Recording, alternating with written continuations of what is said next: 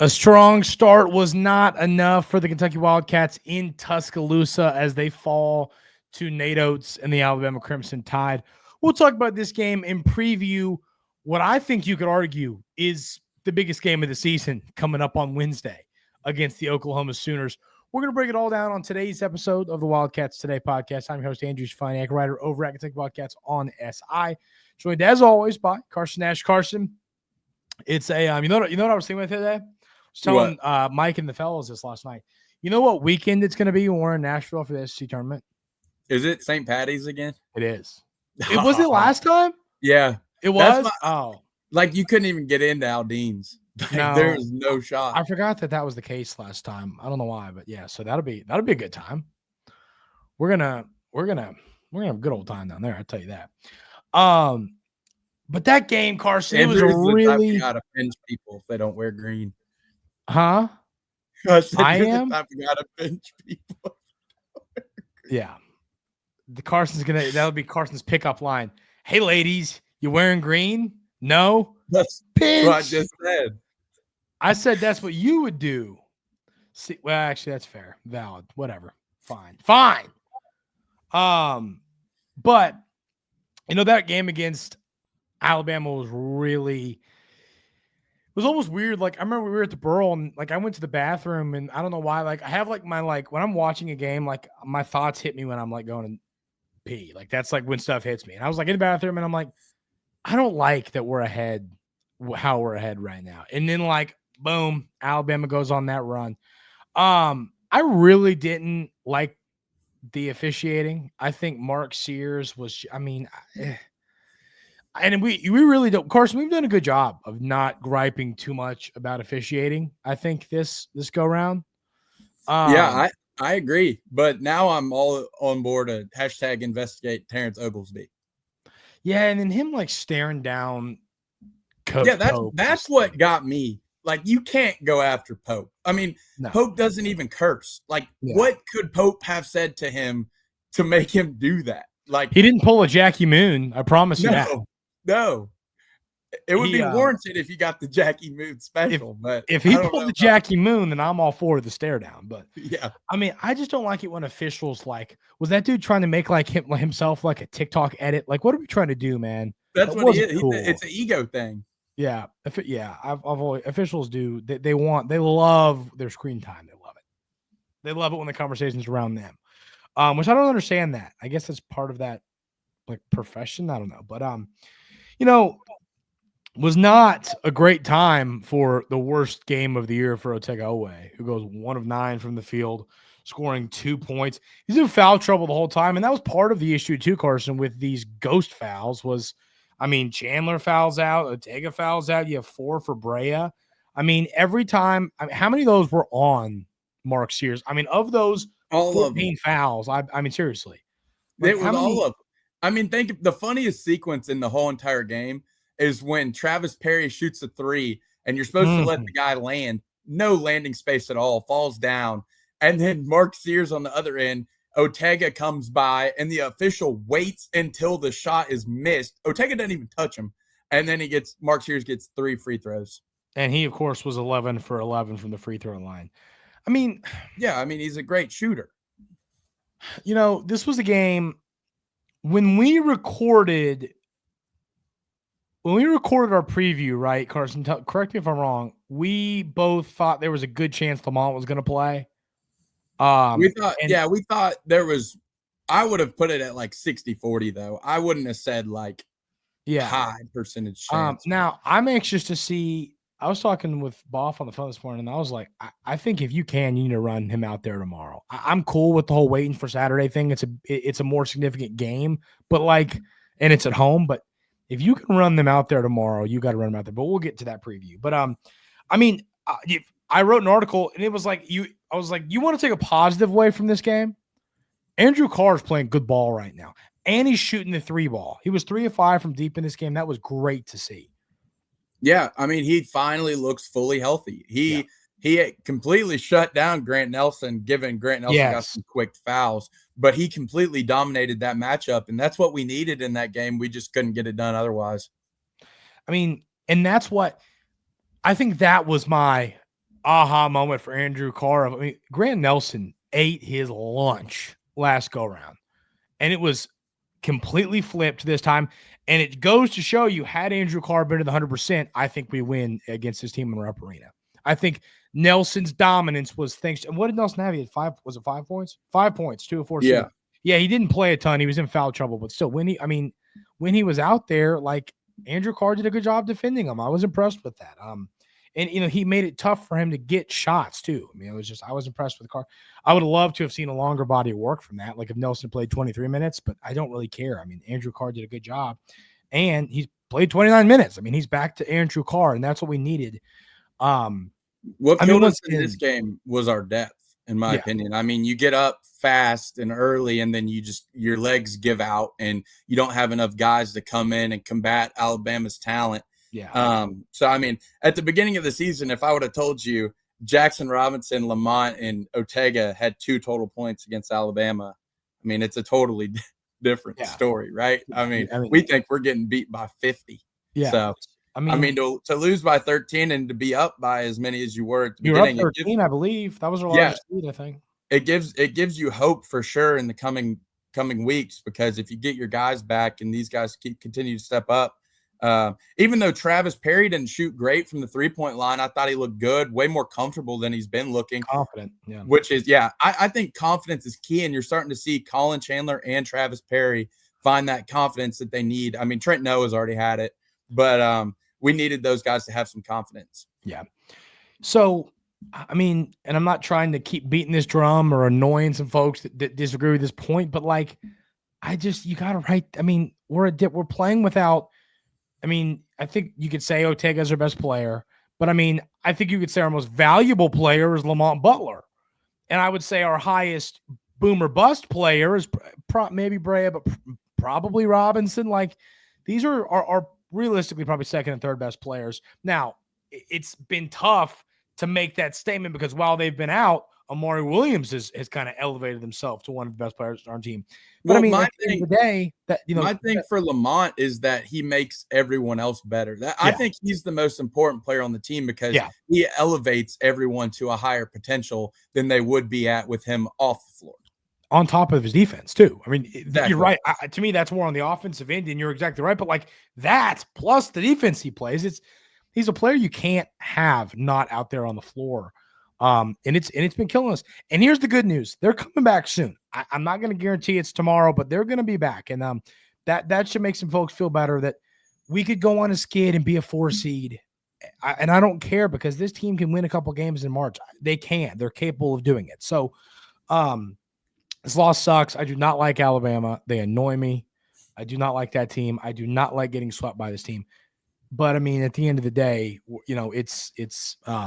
I'd like to see him again when we're back fully feeling good at 100%. Because then there was I saw, Alabama fans, we were griping about being healthy. They were like, well, we beat you on your floor while you were healthy.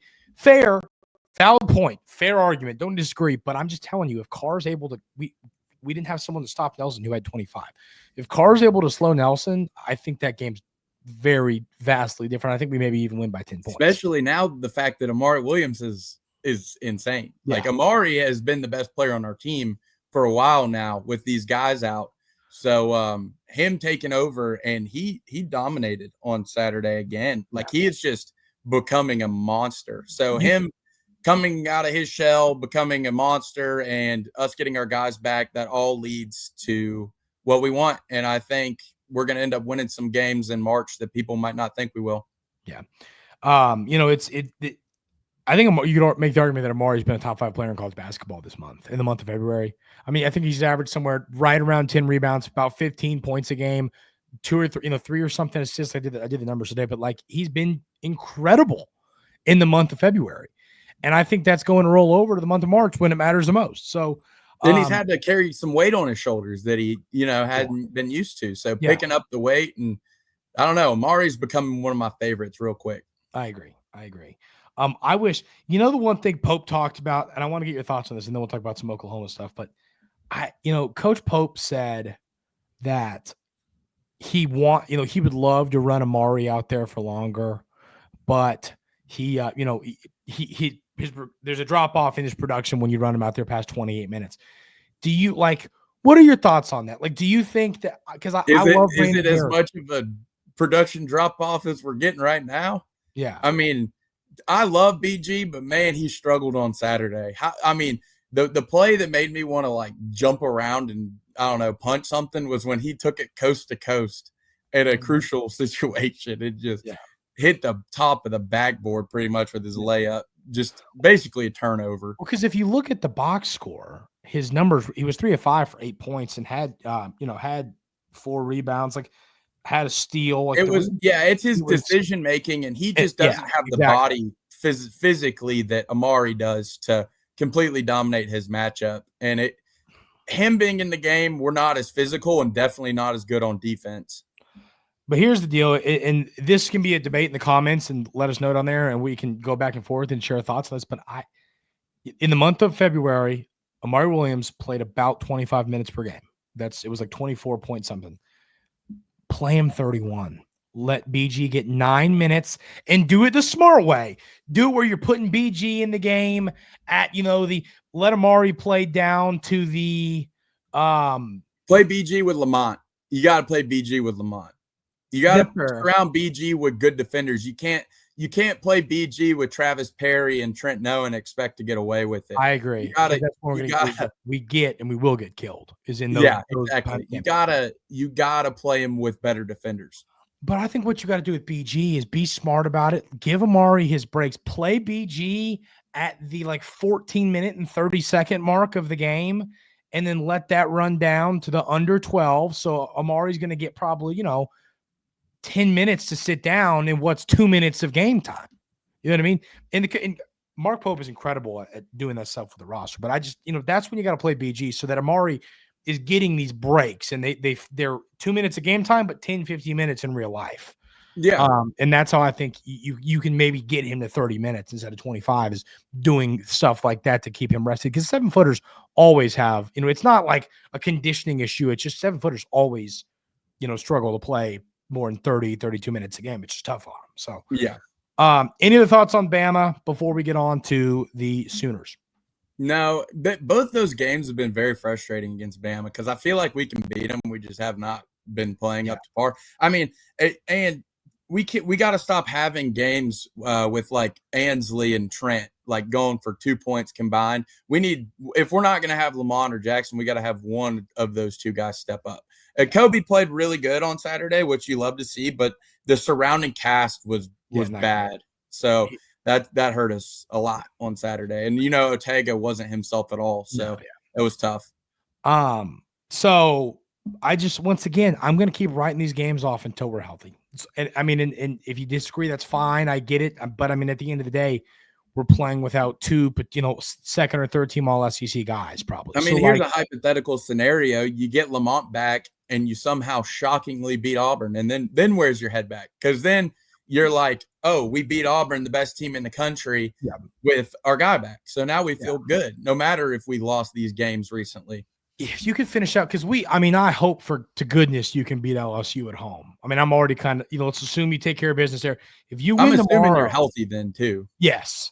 If you win tomorrow and then pull off one of those upsets against Auburn or Missouri, which I have a weird feeling. I think it's more, I don't know why. I think it's more realistic on Saturday than it is going to Missouri. It's always a weird place for us at a weird time and and they're crazy. Yeah. Their arena is nuts. So I don't know. I think that Rupp Arena is going to be rowdy. I wish it was game day. Oh, yeah. It's so asinine that they're going to Texas A&M, Florida. I don't understand. Seth Greenberg. All my homies hate Seth Greenberg. Yeah. But so I'm writing off that loss, and we're going to get to talking about these Oklahoma Sooners. It is a revenge game. I don't know if there's any bad blood, but revenge game for Otega Owe, who once again came from Norman, where he played for the Sooners.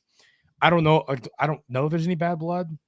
I really don't know. What's his deal? Does he hate him? I don't think so. I think it was just he's a good player and wanted to move up in college basketball. So, but a revenge game for him.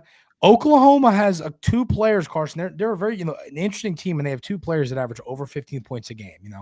Obviously Rutgers has that with their 2-star freshmen, but it's not something you see a crazy amount of time. So, Jalen Moore, Jeremiah Fears. What scares you about the Sooners basketball team, Carson? What scares me is they can get hot. we watched them on Saturday, and they looked really, really good. Fears is a guy that's going to be an NBA draft pick one day, whether that be at the end of this season or soon. But both of those guys can get hot, and against our defense, if you get hot, it starts to become a chain reaction when we don't have Lamont, and like you see, you don't want the Ole Miss game to happen. So don't let one guy get hot, which leads to 10 others. They're actually statistically, I believe, I'm going to pull up the actual numbers on this, but I believe they're one of the top 2 or 3 teams shooting 3-point percentage wise in the SEC at 30. Yeah, they're at 36.2. That's pretty good. Let me see where that is percentage wise. Man, really, that's 6th. Yeah, but I mean, it's the SEC, right? Oh, no, that's opponent 3-point percentage. Hold on, I'm sorry. Yeah, they're 4th. Their 3-point percentage is 4th, so they're only behind us, Missouri, and Auburn. Actually, they're tied with Auburn. So they're tied. They're tied with Auburn. So they're a really good shooting team. Yeah, all 3 of those teams are great shooting teams. So they're a good shooting team, and that scares you a little bit because they let it fly. But and they make them a lot, and they've got good players. I mean, Jalen Moore will pop out there and he'll shoot one, even though he's a forward, 38%. Jeremiah Fears shoots 29%, but still, I wouldn't mess with it. He's a vacuum scorer or a microwave scorer. Biggest key to this game is making Fears play uncharacteristic, which means ball pressure, because he turns it over almost 4 times a game. Yeah. So if you can force that and get those 4, maybe 5 or 6, then those will be huge for our offense as well. So upping the ball pressure on Fears and making him make rookie mistakes will be key. This is funny. Oklahoma's got this player's name's Bryson Goodine, pretty good shooter. Shoots about 45% from 3. And I was looking at his numbers the other day, and he's had 2 pop games where he scored 24. He scored in double figures 5 times this season. He scored above 15 points twice. He scored 34 points and 24 points both in SEC games, and I look, and they're both against Texas A&M. And I'm like, does this dude just hate Texas A&M? He's averaging 7 points a game on the season, and then 29 against Texas A&M. I'm like, my goodness. It's like the Dante Allen. Yeah, seriously. But I thought that was funny. But I mean, this is a team that everybody can shoot the rock, and you're right. You got to stay out there. You got to be with them. You got to stay with them. If you let them get out there and knock down a ton of shots, they're going to beat you. And they're now I don't know what the environment's going to be like out there. I think that think they're at the point where they're like, who cares? Out there in Norman, I don't know. I mean, and I know that it's that Kentucky's coming to town and all that, but I just don't think this environment's going to be I think this is going to be a U versus Oklahoma. I don't think the environment's going to have a massive role in this game. I don't know exactly how it'll be, but I mean, this game will decide whether they get in the tournament or not. Yeah. So it may be crazier than you think, because you win, you're in, and you lose, you're out. They're really still. I guess they're 17-10. I just thought that 4-10 in conference. I guess you got to remember that quad they went undefeated in non-con, and then you come and you play the best teams in the country every given Tuesday and Saturday. Yeah, they were 14 coming into SEC play, weren't they? Yeah, they were real. No, they were up to 12. They were really good, or ranked really high. Which that shows you all you need to know. We got to show up and play some good ball. So. I mean, they're talented. They're definitely talented. Who would you like to see? I mean, they just beat Mississippi State in their building on Saturday. So who would you like to see play well for the Cats to go get this win in Norman tomorrow? I think whoever is guarding Fears needs to have a good game. Whoever that may be, whether it be Travis Perry or Ortega, because I'm on the crowd now where I think Lamont's going to be out and Jackson's going to be out on Wednesday. Yeah. I bet they both play on Saturday, though. But we'll get to that later. I would bet they probably both play on Saturday. But I'm trending kind of towards they're going to be out. So I think you're going to need a big effort at the point guard position, because you can't get dominated there like you did against Alabama with Sears, because it allows so many passing lanes and so many good open shots. It'll just kill you. Yeah. No, I'm in full agreement on all that with you. And they've got this kid Forsyth. He's a freshman. I've watched him play a few times. Kid can shoot. Not a high minutes guy. He's kind of like a Trent Noah type of player. Come in and he'll make a few. He can shoot the ball. And then this Godwin. They have 2 versatile forwards. And it'll be interesting to see. Godwin is more of an Andrew Carr type player. They're very similar styles. I wonder who's going to draw Jalen Moore. Is it going to be Amari? Is it going to be Andrew Carr? That's going to be interesting because they're two forwards. It's not like a center and a power forward. They're both like power forwards. They're both like six. How tall is Jalen Moore? Is he like 6'9"? 6'7". So he's a smaller forward. And then the rest, it's guards. Fears, Miles, and Goodine are all, guards. So it's a pretty – they're a smaller team. They're a small team. You're going to you need another Alabama Andrew Carr game. That would be nice. If you could have Amari and Andrew clicking in the post, the best is when they get in there and they can pass out of the post. That is when we are at our best. We're running back screens in the post for both of those guys to get open, and they can finish at the rim and they can kick it back out. That's when our offense is clicking, and that's what we need to see on tomorrow night. Yeah, I'm with you. I think that's how you got to win this one. So, Carson, any other thoughts or give me a score prediction and MVP for this one? Big game. Yeah. Actually, let me ask you a question. This game is the biggest game of the year. I think it is. But that's going to be my question. If you win, I think you get a 3 seed in the actual tournament. And I think if you lose, you probably drop to a 4. And if you lose, you might have to play on Wednesday in the SEC tournament, which would stink as well. So that's you got to win. I'll tell you this: if we go down there on Wednesday, I ain't coming back to just go back on Friday. If we're there, we're there. So we better not lose on Wednesday because that would be really annoying. Because we'd have to kill all day Thursday. I don't know what we'd do down there. Well, I can find some things to do, I'm sure, but So my question is this: legitimately, if I ask you, tell me on a scale of not crazy to crazy, 1 to 10, wherever you want to put it, that this, based on seeding, everything involved, is Kentucky's most important game of the year to date. I think it really is. When you look at the magnitude of what it means for the season, is that a crazy statement, or do you think it's a fair statement? No, I'd say that's a fair statement right now. Just because you don't want to cause a landslide either, because then that could be 3 losses in a row, which you wouldn't like because you play and then you play Auburn on Saturday. So you don't want that. So, yeah, I would say so because there's a lot of implications on the line here. And playing Wednesday in the SEC tournament hurts you so badly, really, really badly. So at that point, you'd want to just lose and just go home and get ready for the NCAA tournament. Exactly. You'd almost rather lose then and just prepare for March at that point. Get healthy. I'll tell you this, though. If they win tomorrow, I for some reason I feel like if they lose tomorrow, they're going to lose on Saturday. I think if they win tomorrow, Saturday gets really interesting. I just think it's going to balloon and get ugly if they lose tomorrow. I think they'll beat LSU, but you know what I mean. But I think if they win tomorrow, Saturday gets really interesting really quick. So give me an MVP, give me a score prediction, Carson. We'll get out of here. Yeah, I'm gonna go for a big bounce back game for Otegatron. I know I picked him last game and he kind of sucked it up, but I think it's going to be a revenge game against his old team, and I think we pull it out. But I think it's going to be really close. I think it's going to be 85-82, and it's going to be some late magic, and it's going to be nerve-wracking. Is that the only thing Otega's going to do? Is nothing else out of him? No, I don't know. He's going to dunk on somebody. Fair enough. I think he's going to have a good game. I agree. I think the Cats win this one. I think it's going to be a shootout as well. Mississippi State and the Sooners play a high-scoring game on Saturday.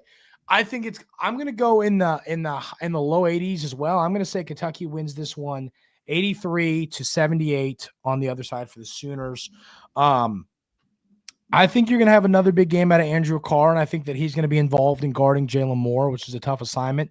So I'm going to give him the MVP in this one. We need him to continue to play well because that's going to really mean this team's ready for the NCAA tournament and the SEC tournament. So any other thoughts, Carson, before we get out of here? That's all I got.